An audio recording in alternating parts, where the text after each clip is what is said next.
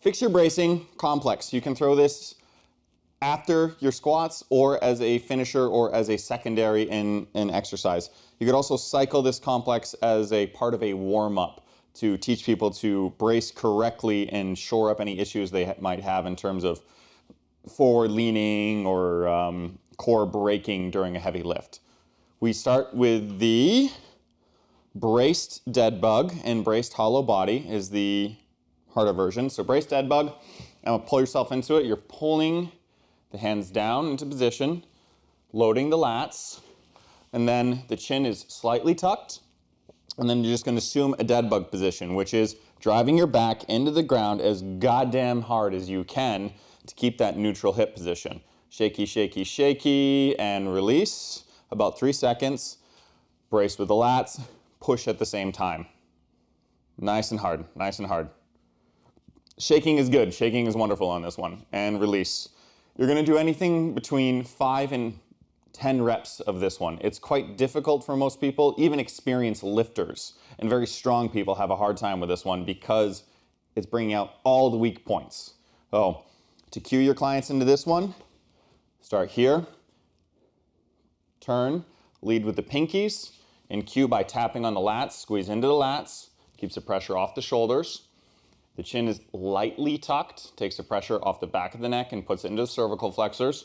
Then for the core, it's just those knees up in that position, no crossing of ankles, stays apart, and then you push into the ground as hard as you can while putting in a little bit of brace with the upper, a little bit of squeeze in, and then release.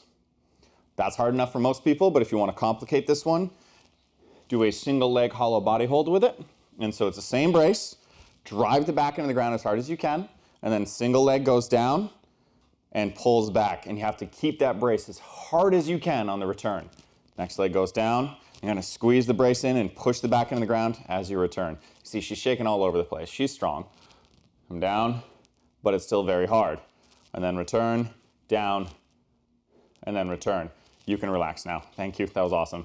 The thing you'll really see if they're not able to do the hollow body hold well enough is, we can just go to a regular hollow body hold here, or single leg, is that the leg will go down and the back will stay pressed, but the second they start coming up, if they lose the brace, the back kind of pops up a little bit off the ground, and you'll be able to see that. And if you can't see it and you're like, I don't know, take your hand, shove it under their back, push, crush the fingers, and then go down.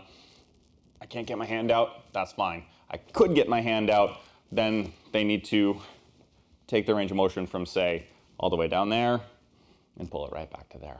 And then right from that one, Emma's popping out of frame. She's got funky wrists. Right from that one into a bear stabilizer.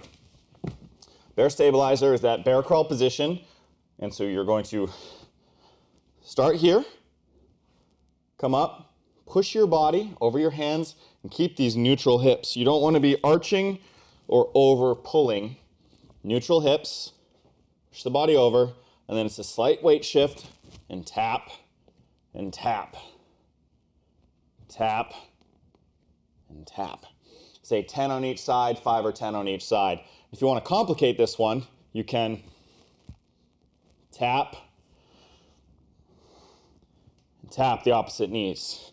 To stay over, tap, and tap. What you usually will see will go wrong is two. One is the upper body, and that's as people keep working, you start doing this because it feels easier.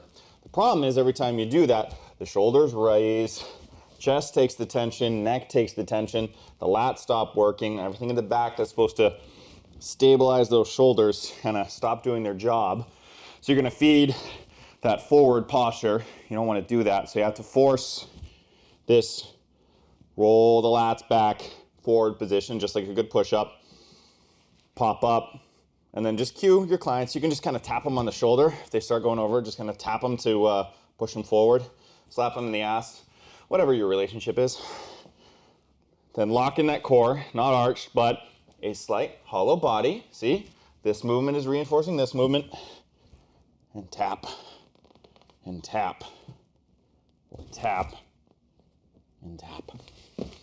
Oh, you can take both of those, put them together, and do this complex, or you can take those separately and put them after a primary lift, whichever one's gonna work best for your specific client needs to bring up that brace.